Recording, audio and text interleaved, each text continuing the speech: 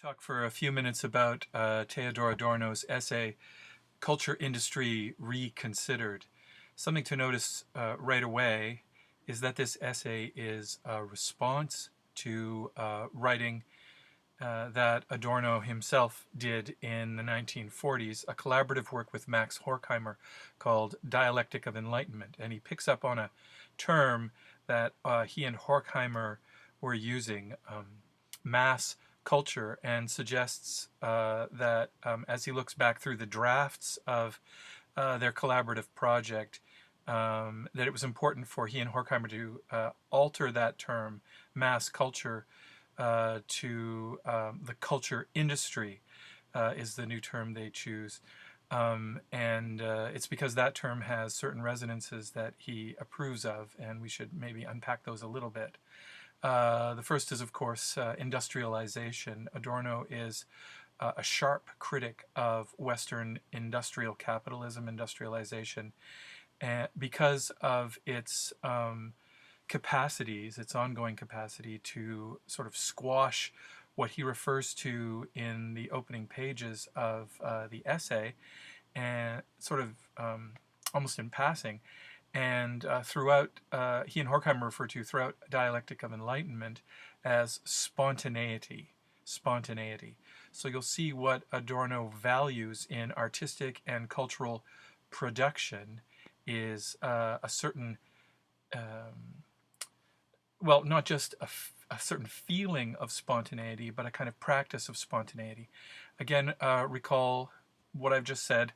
I hope that the essay is concerned with revision, and it points to the process of drafting. It's thinking about itself as part of a larger work in progress, a body of critical literature produced by Adorno and his colleagues, directed at the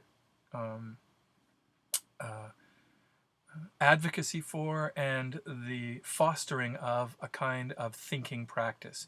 You're meant to see, I think, in this essay, and remember that at its kind of etymological roots and at its beginnings, the essay is designed as a kind of spontaneous attempt, as a kind of improvisation on a theme or on an idea. So Adorno is trying to signal that his own essay is part of this ongoing unfolding of thinking. You're meant to see his thinking at work on the page.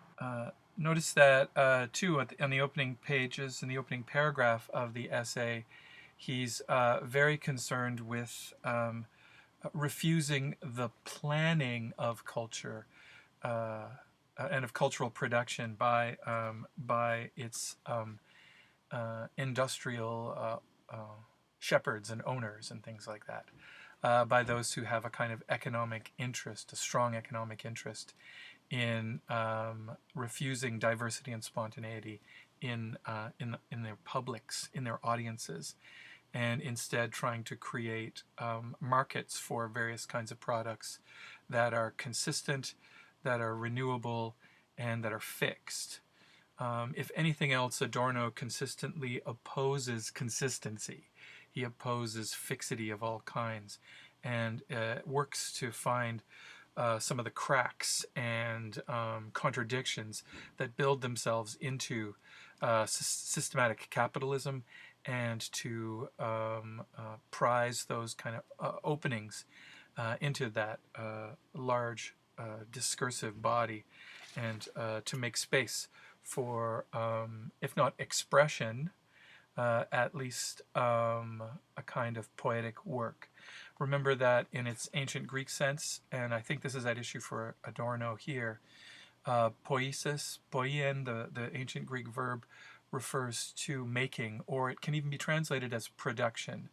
So there's one kind of artistic production, or critical production, or the production of a kind of art that is inherently critical. That's juxtaposed to another kind of mass-produced, you might want to put it in scare quotes, art that tends to suppress any kind of creative or expressive potential, tends to hold that in check and to want to master or control it. This is the work that Adorno, there are two senses of work here. This is the work that Adorno of the culture industry that Adorno wants to undermine here. And to substitute a kind of work that is his or ours, or that is somehow liberating of the creative potential and the really cognitive potential, the thinking potential of people in the world. So I've got my book here. I'm doing a kind of reading in as much as I'm summarizing here.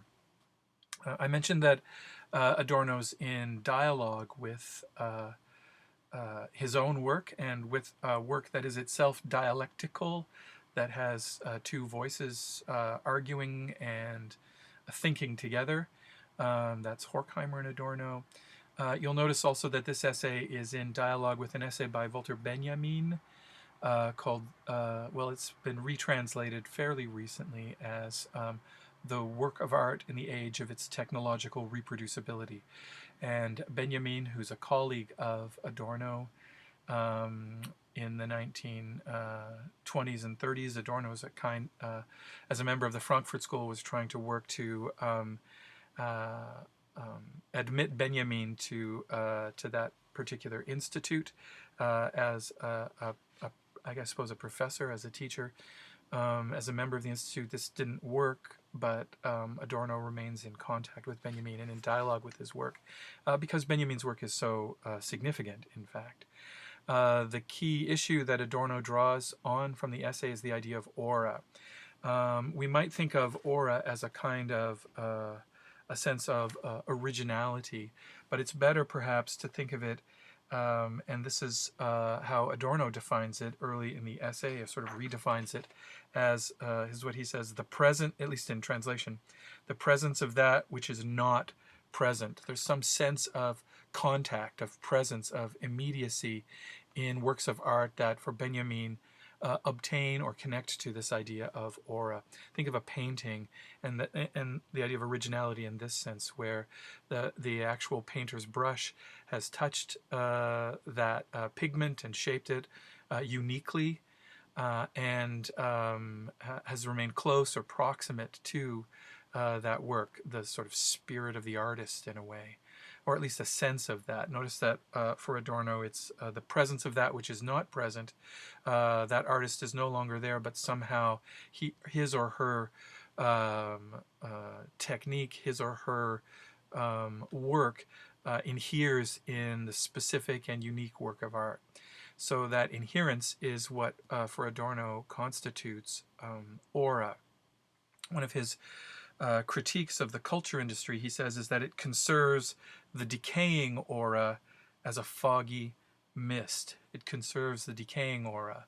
So there's some idea that this sense of presence is, in mass reproductions, held onto, and there's a kind of a feint or a trick goes on where we're made to think that a work of art is somehow vibrant and present to us, has a kind of metaphysical quality to it, when in fact that is not so. This is a function of what Adorno refers to as ideology in the Marxist sense, or false consciousness. So even though aura decays away in mass reproduction, in particular they're concerned with film, or he's concerned with film here, as he and Horkheimer are in Dialectic of Enlightenment. Even in a kind of inherently reproduced medium, film uses a technology of reproduction to create its own works. There is a sense of uniqueness, of artistic craft, of the presence of a maker. Think of the cult of various kinds of film directors or writers and things like that. Claims to stylistic originality around film. That sense of aura, even in a mass reproduced kind of format, decays away and is depleted for Adorno in the commercialization and the commodification and in the reproduction of film. The fact that you can locate copies, for example, of a film in different places and at different times suggests that it's not unique, at least as an artifact or an object. So we have to think this through.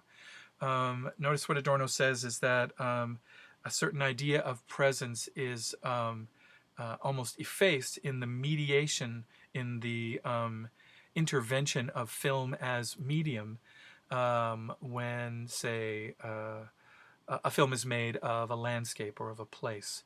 For Adorno, and this sounds like a fairly controversial and provocative claim, you can't, once a film has been made, you can't get back to some sense of the presence of the original. Whatever that original is always mediated through mass reproduction now for him, or at least he wants to make that claim.